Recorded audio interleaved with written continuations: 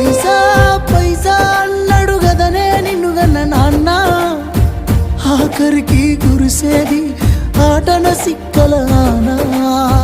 పరుగు పరుగు అంటూ తీస్తిరి గదనే పరుగు, పానం పోయినంక మోగేదే డప్పుల దరువు. ఉండదనికే హాని పిల్ల పాపాలతోని, హాయిగా బతుకేను వందేళ్ళు. నువ్వు పువ్వులు అల్లుకొని పోతున్నవే అత్తగారింటికి, నే పువ్వులు జల్లుకొని పోతున్ననే కాలే కాటికి.